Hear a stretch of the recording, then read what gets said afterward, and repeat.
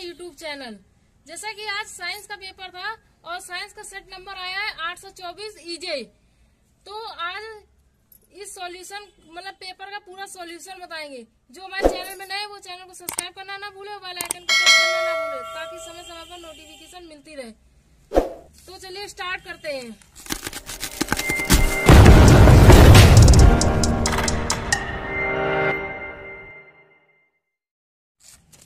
तो देखिए, ये पूरा पेपर ऑब्जेक्टिव टाइप का आया हुआ था।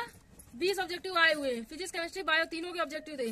तो पहला ऑब्जेक्टिव क्वेश्चन आया है, किसी वस्तु का अवतल दर्पण द्वारा बना प्रतिबिंब आभासी सीधा एवं वस्तु से बड़ा पाया जाता है, वस्तु की स्थिति कहाँ होनी चाहिए। तो मतलब ये पूछा है, ऑप्शन दिए मुख्य फोकस तथा वक्रता केंद्र के बीच, वक्रता केंद्र पर, वक्रता केंद्र से परे, दर्पण के ध्रुव तथा मुख्य फोकस के बीच। तो आंसर हो जाएगा डी नंबर, दर्पण के ध्रुव तथा मुख्य फोकस के बीच। सेकंड नंबर आइए, किसी शब्दकोश में पाए छोटे अक्षरों को पढ़ते समय आप निम्न में से कौन सा लेंस पसंद करेंगे। ऑप्शन दिया 50 सेंटीमीटर फोकस दूरी का उत्तल लेंस, 50 सेंटीमीटर फोकस दूरी का अवतल लेंस, 5 सेंटीमीटर फोकस दूरी का उत्तल लेंस, 5 सेंटीमीटर फोकस दूरी का अवतल लेंस। तो मेरे हिसाब से इसका आंसर नंबर सी होगा। बहुत से लोगों ने आंसर नंबर ए लगाया, ये कंफ्यूजिंग है, तो आप लोग इसे टैली कर लीजिएगा। थर्ड नंबर आइए, किसी गोली दर्पण तथा किसी पतले गोली लेंस दोनों की फोकस दूरी प्रत्येक -15 सेंटीमीटर है, दर्पण तथा लेंस समतल। ऑप्शन ए दिया दोनों उत्तल, दर्पण उत्तल तथा लेंस उत्तल। फोर्थ नंबर दिया है दर्पण उत्तल तथा लेंस अवतल। तो इसका आंसर हो जाएगा दोनों अवतल, ए नंबर। फोर्थ में आई, मानव नेत्र के जिस भाग पर किसी वस्तु का प्रतिबिंब बनते हैं वह होती है कार्निया पर, परितारिका, पुतली या दृष्टिपटल। तो इसका आंसर नंबर डी हो जाएगा, दृष्टिपटल पर।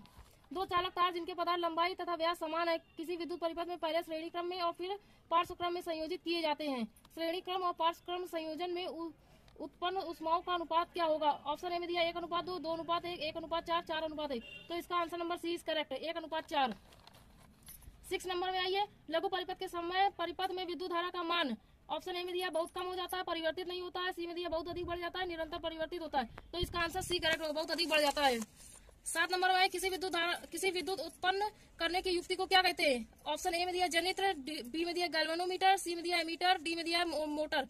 तो आंसर ए इज करेक्ट, जनित्र। जनित्र को इंग्लिश जनरेटर कहते हैं।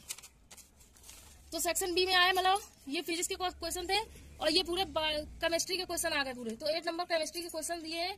तो 8 नंबर है एंटीमनी है। ऑप्शन ए में दिया धातु, बी में अधातु, सी में उपधातु, डी में मिश्र धातु। तो इसका आंसर सी हो जाएगा, उपधातु। 9 नंबर में दिया है लेड नाइट्रेट का रासायनिक सूत्र। इसमें रासायनिक सूत्र पूछा है। ए में दिया PbNO3, बी में दिया PbNO3 का होल ट्वाइस, सी में दिया PbNO2 का होल ट्वाइस, डी में दिया PbO। तो इसका आंसर नंबर 20 करेक्ट होगा, PbNO3 का होल ट्वाइस। बहुत से बच्चों ने लगाया PbNO3, वो गलत हो जाएगा, डी इज करेक्ट। 10 नंबर है, निम्नलिखित में से असंतृप्त हाइड्रोकार्बन है।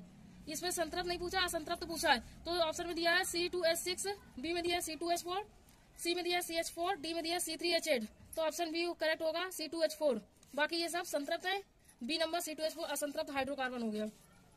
11 नंबर में आइए, प्रोपेनल में क्रियात्मक समूह है। ए में CHO, C=O, OH या COOH। तो ए हो जाएगा CHO। 12 नंबर आइए, एसिटिक अम्ल का IUPAC नाम क्या है। ऑप्शन ए में दिया एसिटिक अम्ल, बी में दिया एथेनोइक अम्ल, सी में दिया मेथेनोइक अम्ल, डी में दिया प्रोपेनोइक अम्ल। तो ऑप्शन बी करेक्ट हो जाएगा, एथेनोइक अम्ल। 30 नंबर आइए, एक तत्व के क्लोराइड का सूत्र MCl2 है। MCl2 है, उसके ऑक्साइड का सूत्र। ऑप्शन ए में दिया MO2, बी में दिया MO, सी में दिया M2O3, डी में दिया M2O। तो इसका बी करेक्ट होगा, MO। ये पूरा केमिस्ट्री के क्वेश्चन हो गए। अब आया सेक्शन सी वाले में बायो के क्वेश्चन। तो 40 नंबर से 20 नंबर तक बायो के क्वेश्चन है। तो 40 नंबर आइए, वृक्कों का कार्य है। इसमें वृक्क मतलब किडनी का फंक्शन पूछा गया है। तो ए नंबर दिया है श्वसन, बी में प्रजनन, सी में उत्सर्जन, डी में पाचन। तो किडनी का कार्य है उत्सर्जन करना, मतलब कि शरीर से अपशिष्ट पदार्थ को बाहर निकालना होता है। तो ऑप्शन सी इज करेक्ट हो गया। 50 नंबर आइए, पत्तियों पर कलिका विकसित होती है। ए नंबर पुदीना में, बी नंबर आलू में, सी नंबर ब्रायोफिलम में, डी नंबर इन सभी पर। तो ऑप्शन सी करेक्ट हो जाएगा, ब्रायोफिलम में। 60 नंबर आई, अनुवांशिक विज्ञान के जनक। ऑप्शन ए में दिया है H.J. मूलर, बी में दिया है चार्ल्स डार्विन, सी में दिया ग्रेगर जॉन मेंडल, डी में दिया है J.D. वाटसन। तो option C is correct, Gregor John Mendel. अनुवांशिक विज्ञान के पिता कौन है, जनक, तो ग्रेगर जॉन मेंडल हो गए। 70 नंबर, 2 DNA तंतु आपस में जुड़े होते हैं, पेप्टाइड बंध द्वारा, सहसंयोजी बंध द्वारा, ग्लाइकोसिडिक बंध द्वारा, हाइड्रोजन बंध द्वारा। तो option D is correct, hydrogen बंध द्वारा। 80 नंबर है, मुकुलन द्वारा प्रजनन होता है। ए में हाइड्रा में, बी केचुआ में, सी तिलचट्टा में, डी कबूतर में। तो option A is correct, hydra में। मेंडल का प्रायोगिक पौधा था। ऑप्शन ए में दिया मीठी मटर, बी में दिया उद्यान मटर यानी गार्डन पी, सी में दिया है सरसों मटर, सरसों मतलब सी में सरसों, डी में गुड़हल। तो बहुत से बच्चों ने लगाया होगा मीठी मटर, तो इसका आंसर होगा उद्यान मटर है। गार्डन बी में प्रयोग किया था मिंडल ने। 20 नंबर आई, निम्न में से कौन सा मानव में मादा जनन तंत्र का भाग नहीं। इसमें ये पूछा गया है कि मेल में कौन कौन से पार्ट पाए जाते हैं। ए में अंडाशय, बी में गर्भाशय, सी में शुक्रवाहिका, डी में डिम्बवाहिनी। तो ऑप्शन सी इज करेक्ट। इसमें ये पूछा है कौन सा नहीं पाया जाता है फीमेल, तो शुक्रवाहिका। तो ऑप्शन सी इज करेक्ट। तो जिन्होंने मतलब ऑब्जेक्टिव क्वेश्चन कर लिए उन वालों आप लोग मैच कर लीजिए, ताकि जो सही हो तो आप हमें कमेंट बॉक्स में बताइए आप लोग के कितने आंसर सही हैं। तो चलिए सेक्शन बी में आते हैं। थोड़ा लॉन्ग टाइम में पूछा गया है। सेक्शन बी का फर्स्ट पार्ट आइए। तो किरण आरेख का उपयोग करके अवतल दर्पण द्वारा बने प्रतिबिंब की स्थिति एवं प्रकृति बतानी है। तो ए भी दिया हुआ है, वक्रता केंद्र और फोकस दूरी में, तो आप लोग को डायग्राम बनाना पड़ेगा। उसमें उसका प्रतिबिंब कहाँ बन रहा है, उसका नेचर किस टाइप का है, मतलब उसमें किस तरफ बन रहा है प्रतिबिंब। बी नंबर में दिया ध्रुव और फोकस दूरी के बीच में डायग्राम बताना था। अब सेकंड नंबर में आइए। 5.0 सेंटीमीटर लंबाई की कोई वस्तु 30 सेंटीमीटर वक्रता त्रिज्या के किसी दर्पण के सामने 20 सेंटीमीटर दूरी पर रखी है। प्रतिबिंब की स्थिति, प्रकृति तथा आकार ज्ञात कीजिए। तो ये सम्स है, इसको सॉल्व करके दिखाना। तो आइए हम आप लोगों को दिखाते हैं। ये देखिए इसका सॉल्यूशन पूरा। बिंब की ऊंचाई दी हुई है h1 5 सेंटीमीटर, वक्रता केंद्र दिया हुआ 30 सेंटीमीटर। तो इसमें फोकस दूरी निकालिए। तो f बराबर 30/2 निकला, तो 15 आ गया। तो फोकस दूरी f आ गई। बिंब की दूरी u बराबर -20 हो गई है। प्रतिबिंब की दूरी भी क्वेश्चन में नहीं पता है। प्रतिबिंब की ऊंचाई h1 नहीं पता है। तो हम सूत्र जानते हैं दर्पण क्या होता है, 1/v प्लस 1/u बराबर 1/f। तो 1/v प्लस, ये प्लस का चिन्ह है, 1/-20 रख दिया। f की जगह रख दिया 1/+15 रख दिया। तो 1/v बराबर 1/15 प्लस 1/20।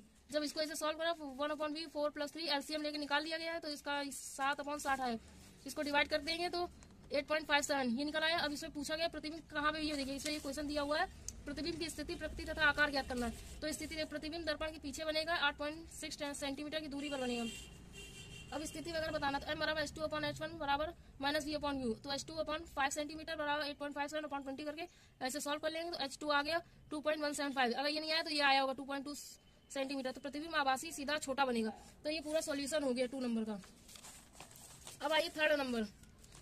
किसी चारों प्रतिरोध में प्रति सेकंड 100 जूल ऊष्मा उत्पन्न हो रही है। प्रतिरोधक के सिरों पर विभवांतर ज्ञात कीजिए।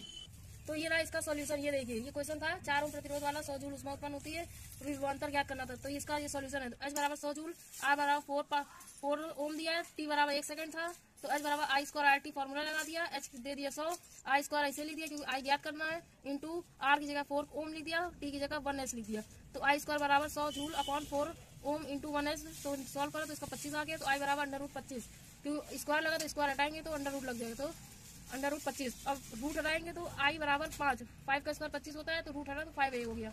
तो I बराबर 5a, R बराबर 4 ओम, V निकालना है। तो ओम का नियम क्या होता है, V बराबर IR। तो V हो गया 5a इंटू 4 ओम। तो V बराबर 20 वोल्ट।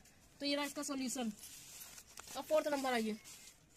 नामांकित चीज आरेख खींचकर किसी विद्युत जनरेटर का मूल सिद्धांत तथा कार्य विधि स्पष्ट कीजिए। तो इनमें ब्रूसों का क्या कार्य होता है। इसमें ये पूछा है जनरेटर वाला जो डायग्राम था वो आपने बनाया होगा, आप लोगों ने पढ़ा होगा तो जरूर बना लिया होगा। इसका वर्किंग मेथड ही पूछा गया, कार्य विधि, और इसमें जो ब्रूस लगे होते हैं उसका कार्य क्या होता है। तो आप लोगों ने बना के लिख लिया होगा अपने हिसाब से।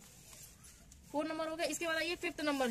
फिजिक्स का पोर्शन कंप्लीट हो गया। 5th नंबर में आइए निम्नलिखित यौगिकों की संरचना सूत्र लिखिए। इसमें फॉर्मूले पूछे हुए थे। तो फॉर्मूलों में दिया हुआ है, पहला नंबर दिया हुआ है मेथेनॉल। मेथेनॉल का सूत्र क्या होता है, ये देखिए इधर हमने लिखा है H-C-OH ऊपर O, ऑक्सीजन बन गया। तो ये मेथेनॉल का सूत्र आप लोग मैच कर लीजिए। तो 4 दिए तो 4 नंबर के हो गए, प्रत्येक एक नंबर कैरी कर रहा है। तो एक ये हो गया। दूसरे नंबर दिया है प्रोपाइन। देखिए सेकंड नंबर का प्रोपाइन नंबर आप लोगों ने बना लिया होगा प्रोपाइन। थर्ड नंबर में है पेंटेनॉन 3। पेंटेनॉन का 3 का ये देखिए ये हो गया पेंटेनॉन 3 का, ये सूत्र बन गया इसे।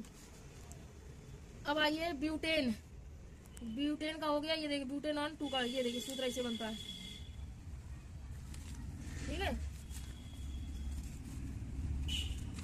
अब आइए इसके बाद 6 नंबर में आइए। कुछ तत्वों के परमाणु क्रमांक नीचे दिए गए हैं। इसमें पूछा गया है तत्वों का नाम, आवर्त सारणी में तत्वों की समूह संख्या पूछी, आवर्त संख्या पूछी। तो देखिए 12 नंबर दिया। 12 नंबर किसका परमाणु क्रमांक है, मैग्नीशियम का। तो 17 नंबर क्लोरीन का, 18 नंबर आर्गन का, 20 नंबर कैल्शियम का। तो मैंने आप लोग फर्स्ट नंबर बताया। तो इसमें आवर्त सारणी में समूह संख्या लिखनी, तो आवर्त संख्या तो आप लोगों ने लिख ली होगी आयोग। तो 6 नंबर हो गया। 7 नंबर में निम्नलिखित अभिक्रिया में प्रत्येक को संतुलित करके रासायनिक समीकरण लिखना था। इसमें 6 समीकरण दिए हुए, देखिए 6 नंबर का है। तो प्रत्येक एक नंबर कैरी करता है।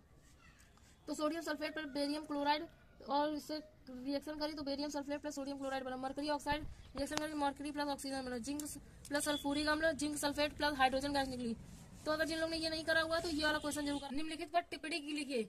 तो जिन्होंने ये करा होगा या तो ये करा होगा। तो हाइड्रोकार्बन की दहन अभिक्रिया लिखनी थी, वो लिख ली होगी आपने। कार्बनिक यौगिक में प्रतिस्थापन अभिक्रिया ये भी दे दी होगी। हाइड्रोजनीकरण ये तो ये भी दे दिया होगा। ये तो ये करा होगा, ये तो ये हो गया। तो आप लोगों ने कर लिया होगा इसका। अब इसके बाद आइए सेक्शन सी में बायो का क्वेश्चन है। फर्स्ट क्वेश्चन दिया हुआ है 8th का, ऑक्सी तथा अनॉक्सी श्वसन में अंतर लिखिए। तो इसका आंसर देखिए ये है ऑक्सी श्वसन और अनॉक्सी श्वसन। तो पहला पॉइंट हो गया, इसमें ऑक्सीजन की आवश्यकता होती है, बिल्कुल सिंपल सा। इसमें ऑक्सीजन की आवश्यकता नहीं होती। ऑक्सीजन में होती है आवश्यकता, इसमें नहीं होती है। इसमें अधिक मात्रा में एनर्जी मुक्त होती है, इसमें कम मात्रा में एनर्जी मुक्त होती है। इसमें अंतिम उत्पाद कार्बन डाइऑक्साइड तथा हाइड्रोजन होते हैं, अंतिम उत्पाद एथेनॉल तथा CO2 होते हैं। 4th नंबर, इसमें 38 ATP मॉलिक्यूल बनते हैं, इसमें 2 ATP मॉलिक्यूल बनते हैं, 2 अणु बनते हैं यानी। 5th में देखो ग्लाइकोलिसिस को छोड़कर सभी क्रियाएं माइटोकांड्रिया में होती है, इसमें सभी क्रियाएं कोशिका द्रव में होती है। तो जरूरी नहीं कि बिल्कुल सेम पॉइंट यही आप लोग ने लिखे हैं, ये हमने आप लोग को एक पैराग्राफ मतलब छोटा सा टॉपिक टाइप में दिखा दिया है। तो 2 लिखने थे, जो आपको सिंपल है वो आपने लिख लिया होगा या अपने मन से लिख लिया होगा। अब लसिका तथा रुधिर में कोई 2 अंतर लिखना है। 2 पूछा है, इसको भी आपको हम दिखा देना है। जैसे ये लसिका और रुधिर में अंतर पूछा गया है, तो लसिका है रुधिर है, सिर्फ 2 लिखने थे। तो आप लोगों ने पहली बार तो अपने आप से बना के लिख लिया होगा, फिर भी हम आप लोग को दिखा दे रहे हैं। पहला ये लसिका में देखो रुधिर में लाल रुधिराणु पाए जाते हैं और लसिका में लाल रुधिराणु नहीं पाए जाते। सेकंड नंबर है रुधिर का रंग लाल होता है, लसिका का रंग क्या होता है, हल्का पीला या सफेद होता है। अब मानव शरीर में रक्त का प्रवाह तेजी से होता है, इसमें रक्त का प्रवाह धीमे होता है। अब लसिका में इसमें फाइब्रिनोजन एब्सेंट होता है, इसमें सभी प्रकार के रक्त प्रोटीन पाए जाते हैं। इसमें हीमोग्लोबिन नहीं पाया जाता है, इसमें हीमोग्लोबिन पाया जाता है। तो सबसे सिंपल ये था कि रंग पूछ लिख दिया होगा आप लोगों ने, रुधिर में लाल रुधिराणु पाए जाते हैं। और दूसरा नंबर आप लोग ये लिख लिया होगा, इसमें हीमोग्लोबिन प्रेजेंट होता है, लसिका में एब्सेंट होता है। तो सब ज्यादा इंपॉर्टेंट 2 ये आप लोगों ने लिख लिए होंगे। जरूरी नहीं यही लिखा हो, आप अपने आप से लिख सकते हैं। इसके बाद आइए कायिक जनन किसे कहते हैं। तो कायिक जनन पूछा है, कायिक जनन यानी वेजिटेटिव रिप्रोडक्शन पूछा हुआ है। तो इसका आंसर देखिए, इसका आंसर है कायिक जनन। तो कायिक जनन पौधों में वर्धी जनन भागों जैसे जड़, तना, पत्ती पर उपस्थित कलिकाओं द्वारा नए पादप का निर्माण ही कायिक जनन या वर्धी जनन कहलाता है। यह अलैंगिक जनन का रूप है, जैसे आलू, गुलाब, गुड़हल, शकरकंद, ये सब एग्जाम्पल हो गए। तो जो बिल्कुल सेम लाइन में मैंने आप लोग को दिखा दिया बस। इसके बाद आइए हृदय का कार्य लिखना, तो वो आप लोगों ने लिख लिया होगा। तो सेक्शन 8 नंबर हो गया। 9 नंबर रसायन संश्लेषण क्या होता है, इसमें भाग लेने वाले किन्हीं 3 जीवाणु का नाम लिखना और कार्य। तो इसमें रसायन संश्लेषण की परिभाषा आप लोगों ने लिख ली होगी। इसमें कौन कौन से जीवाणु भाग लेते वो भी हो गया। उसके कार्य से दिया हुआ, जिस जीवाणु का नाम आप लोग लिख लिया, 3 जीवाणु पूछे थे। अब इसमें कार्य लिखना था, वो भी आप लोगों ने लिख लिया होगा। पेज नंबर क्वेश्चन नंबर 10, पाचक एंजाइमों के क्या कार्य है। इसमें इंजाइम्स के कार्य पूछा है, डाइजेस्टिव इंजाइम्स के कार्य, वर्किंग पूछा है। तो इसमें पेज नंबर 56 बुक में दिया हुआ है, जैसे हम दिखा रहे हैं आप लोगों को। ये देखिए पाचक एंजाइमों का क्या कार्य है। पाचक एंजाइम भोजन के बड़े, जटिल व अघुलनशील अणुओं को शरीर में अवशोषण योग्य छोटे, सरल व घुलनशील अणुओं में परिवर्तित कर देते हैं। बिल्कुल सिंपल शब्दों में जटिल कार्बनिक भोज्य पदार्थों को शरीर में अवशोषण योग्य बनाते हैं, मतलब बड़े बड़े टुकड़ों को छोटे छोटे टुकड़ों में कर देते हैं। पाचक एंजाइम का कार्य होता है। तो ये पूरा आंसर हो गया है। इसके बाद आइए 11 नंबर, निम्नलिखित में संक्षेप में लिखना है डार्विनवाद। डार्विनवाद दिया हुआ था, तो ए में डार्विनवाद है, बी में लैमारवाद। तो ए का पहले हम दिखा दे रहे डार्विनवाद वाला। तो देखिए ये बुक है। तो डार्विनवाद में सबसे पहले आप लोग ये लिखना होगा कि डार्विनवाद ने जैव विकास के संबंध में प्राकृतिक वर्ण सिद्धांत दिया। उन्होंने ये सिद्धांत दिया, ये बहुत इंपॉर्टेंट था, सिद्धांत दिया था। डार्विन ने अपने विचार प्राकृतिक वर्ण द्वारा जातियों की उत्पत्ति, origin of species by natural selection नामक पुस्तक इन्होंने लिखी। सिद्धांत बता देते हैं और इसकी पुस्तक वगैरह लिखा होगा तो 1 नंबर अपने आप एग्जामिनर आंख बंद करके दे देगा। तो ये पहला पॉइंट में 1 नंबर में ये लिख दीजिए। उसके बाद थोड़ा बहुत डिटेल में बना करके आपने लिख दिया होगा। जीवों में संतान उत्पत्ति की प्रचुर मात्रा होती है, जीवन संघर्ष होता है, थर्ड में विभिन्न तथा इनकी जातियां होती हैं, 4th में योग्यता की उत्तरजीविता होती है, प्राकृतिक चयन होता है, नहीं जानती। बाकी आप लोग बना लिख लिया। अगर आपने ये पॉइंट जरूर दिया है तो आप लोगों को एग्जामिनर 1 नंबर तो जरूर देगा बिल्कुल। अब इसके बाद यह लैमार्कवाद। लैमार्कवाद में देखिए इसमें भी वही चीज है बिल्कुल। जी बैप्टिस्ट डी लैमार ने सर्वप्रथम जैव विकास की व्याख्या की। इन्होंने जैव विकास संबंधी अपने विचारों को फिलोसफी जूलॉजी नामक पुस्तक लिखी। लैमार्क की बुक क्या थी, फिलोसफी जूलॉजी। और उस सन कब दिया था, 1809 में दिया था। इनका सिद्धांत लैमार्कवाद के नाम से प्रसिद्ध है। और बिल्कुल इतना भी लिखा होगा तो इसमें भी आपको एग्जामिनर 1 नंबर देगा। तो 1 नंबर इसमें, 1 नंबर इसमें, तो 2 नंबर मिलना बिल्कुल पक्के हैं। इसके बाद आपने बड़ा चढ़ा के लिख दिया लैमार्कवाद में तथ्य दिए आकार में वृद्धि की प्रवृत्ति, वातावरण का सीधा प्रभाव पड़ता है, अंगों का उपयोग तथा अनुपयोग होता है, उपार्जित लक्षणों की वंशागति होती है। तो इसके बाद परिणाम वगैरह लिख दीजिए, इन्होंने जिराफ पर अपना प्रयोग किया था। तो ये पूरा डार्विनवाद और लैमार्कवाद का बता दिया मैंने आप लोग को। तो 3-3 नंबर का, तो इसमें 1 नंबर दे देगा, 1 नंबर इसमें, और 2 नंबर में आप तो कुछ तो लिखेंगे तो उसमें 1 नंबर मिल ही जाएगा। तो इसका दिया अथवा लगा हुआ है, अगर ये नहीं किया तो ये करा होगा। पुष्प में निषेचन उपरांत तो होने वाले परिवर्तन का वर्णन करना था, तो आप लोगों ने लिख लिया होगा। वैसे ये सिंपल था, ये आप लोग कर सकते थे।